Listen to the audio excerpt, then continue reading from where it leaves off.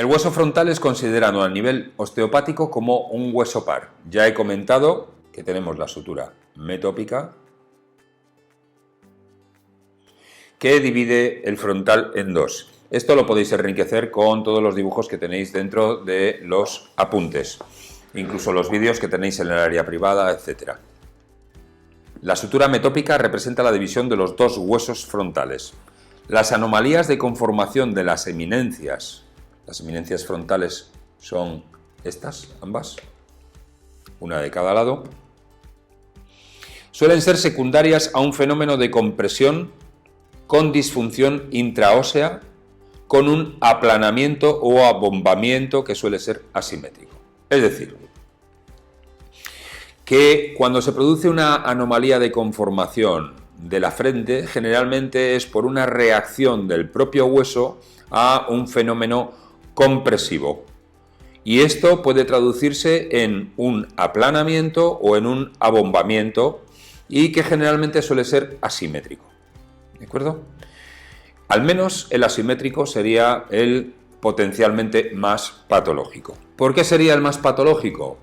Pues mirar, dos frontales que están en rotación externa, me adelanto un poco a los acontecimientos y os explico, sutura metópica hundida y frente aplanada, están más relacionados con una disfunción en flexión, y esta es de tipo fisiológico. Un frontal que tiene un lado aplanado y otro abombado, en una disfunción asimétrica, estará más relacionado, o potencialmente puede estar relacionado, con un problema de strain, y es una disfunción traumática, con lo cual tiene una mayor repercusión sobre la salud del individuo. Igualmente, el hundimiento o la prominencia de la sutura metópica es un signo de disfunción, pero disfunción menor. Sería un fenómeno de flexión o de extensión. Es decir, en flexión, lo cual se traduce en los huesos pares en rotación externa, tendríamos un hundimiento de la sutura metópica. En extensión tendríamos una prominencia de la sutura metópica. Las apófisis cigomáticas del frontal son ambas, estas dos, transmiten todas las fuerzas del frontal hacia los huesos de la cara a través de los cigomáticos, que son estos huesos que en el cráneo están representados en color naranja, y a través de los cigomáticos al resto de los huesos de la cara. Pero este fenómeno se invierte, es decir, que cualquier acontecimiento traumático que se dé en los huesos de la cara, a través de los cigomáticos y de las apófisis frontales del cigomático, se van a transmitir al hueso frontal. Por lo tanto, las apófisis cigomáticas del frontal son los elementos de transmisión de las disfunciones de la bóveda craneal hacia la cara. Bien, ahora he retirado todos los huesos de la cara y aquí tenemos el hueso frontal en azul y aquí tenemos el hueso esfenoides. Las disfunciones de la articulación entre el hueso frontal y el esfenoides afectan a la sincondrosis esfenobasilar, que es esta de aquí, la unión entre la base del occipital y el esfenoides. Por lo cual podemos decir que las disfunciones del frontal y los traumatismos, en especial, van a afectar directamente a la base del cráneo, a la sincondrosis esfenobasilar. Igualmente, las disfunciones de la sincondrosis esfenobasilar se van a transmitir a través del esfenoides al hueso frontal, ¿de acuerdo? Evidentemente, no podemos olvidar la función que cumple el hueso etmoides en la transmisión de las disfunciones. Lo vamos a ver a continuación. Si colocamos el hueso etmoides en su lugar, veremos que el hueso etmoides, en blanco, va a transmitir las disfunciones del esfenoides y del frontal a través del vómer al resto de los huesos de la cara a través del sistema del paladar. Y viceversa, cualquier fenómeno disfuncional que tengamos a nivel del paladar se va a transmitir a través de la relación del vómer. Vamos a colocar aquí el vómer. ¿Lo veis? Ahí tenemos el vómer va a estar apoyado sobre los huesos palatinos y cualquier disfunción de estos elementos va a ser transmitido al paladar y cualquier disfunción que afecte a alguno de los huesos que forman el paladar va a transmitirse al frontal, al etmoides y al esfenoides. Bien, por último, con respecto a estas consideraciones previas, si nosotros desmontamos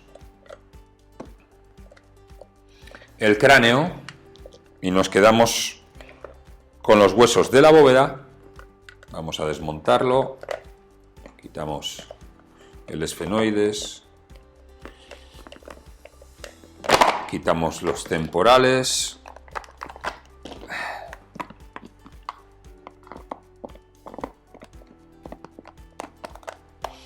y nos quedamos con la bóveda craneal.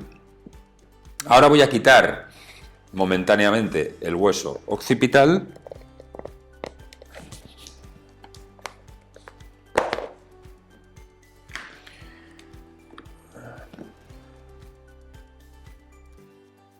Si quitamos y dejamos solo esta parte de la bóveda craneal, si observamos solo esta parte de la bóveda craneal, vamos a ver que tenemos aquí se originaría en esta pequeña cresta que se observa del hueso etmoides, ¿la veis? Esta es la apófisis cresta galli. La apófisis cresta galli está exactamente situada en este punto.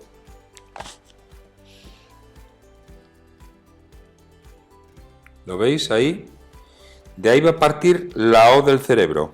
Y la O del cerebro va a venir por esta cresta, que podéis observar ahí cómo se divide en dos. Como decía antes, que la membrana se abre en dos. Y por aquí, por este surco, es por donde va el seno longitudinal superior. ¿De acuerdo?